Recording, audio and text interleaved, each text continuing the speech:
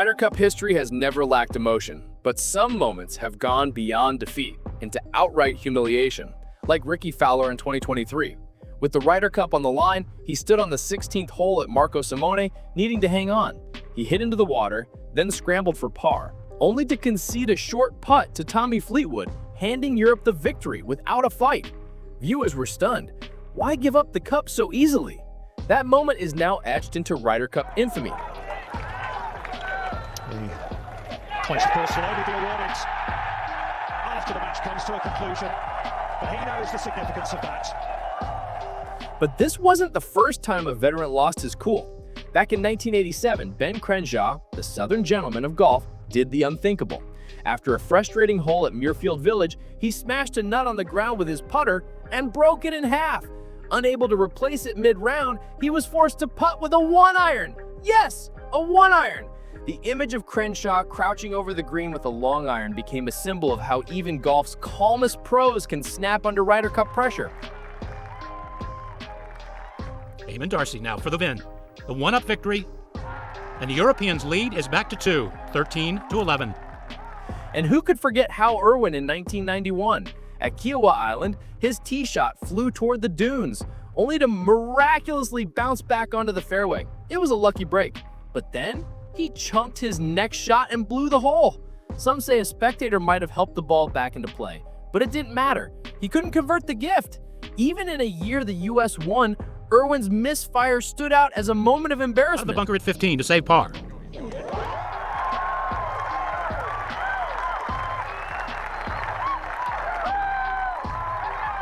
The Ryder Cup is where pressure turns diamonds into dust, and in 2010, Hunter Mahan found that out the hard way. On the 17th hole at Celtic Manor, with the cup on the line, he hit a weak tee shot that barely made it off the tee box. Then, in front of millions, he flubbed his chip. The ball barely moved. Mahan dropped his head, visibly rattled. Graham McDowell didn't even need to do anything flashy. Mahan had already cracked. Europe won. Mahan wept. The moment haunted him for years. Everton, who blitzed the team of Padraig Harrington and Luke Donald to the tune of a 3-2 victory, giving the Americans a 2.5 to 1.5 point lead in the first session.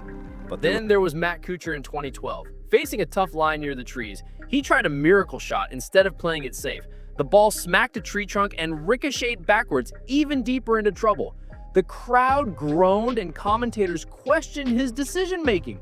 What should have been a heroic moment turned into a classic Ryder Cup fail.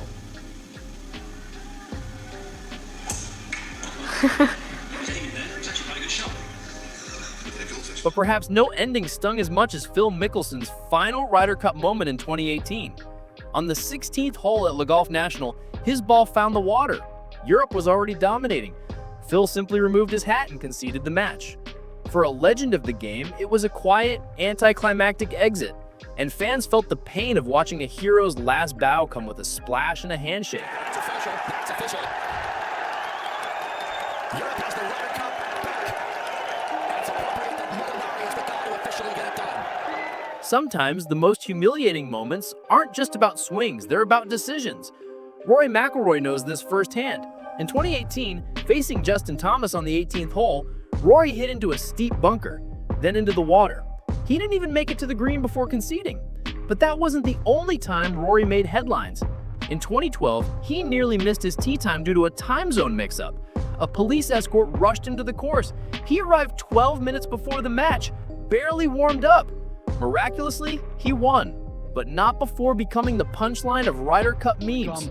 From the hotel, which is about 15 minutes from here at Medina. The issue was the timing. The car is right here. Here is Rory McIlroy arriving. His tee time is 11:25. Even the biggest stars have stumbled. Take 2004 when Team USA paired Tiger Woods and Phil Mickelson, the dream duo. It turned into a nightmare. Mickelson had just switched equipment and their chemistry was off. They lost both matches together. What was supposed to be a symbol of American dominance became an example of ego over teamwork. The partnership was never repeated. So now, Woods set about the task of keeping on the straight and what to them seemed an increasingly narrow target. Amazing from the... And it's not just players. In 2008, Nick Faldo publicly blamed Sergio Garcia for the team's struggles. accusing him of personal distractions. Garcia didn't fire back, he just quietly kept playing. Years later, he surpassed Faldo to become the all-time Ryder Cup points leader, a poetic reversal. Faldo's comet aged poorly, Garcia's play did the talking. Sometimes, the most humiliating moments at the Ryder Cup aren't created by the players, but by the crowd itself. Few events in golf ignite fan emotion like this tournament, and when that energy turns ugly, it can derail even the best. Take the 1999 Ryder Cup at Brookline. Known for its wild American crowd and the infamous Battle of Brookline, the atmosphere was electric and hostile. One moment stood out above all. Jose Maria Olazabal was lining up a putt to keep Europe alive when the US team and fans exploded in celebration before he'd even hit it.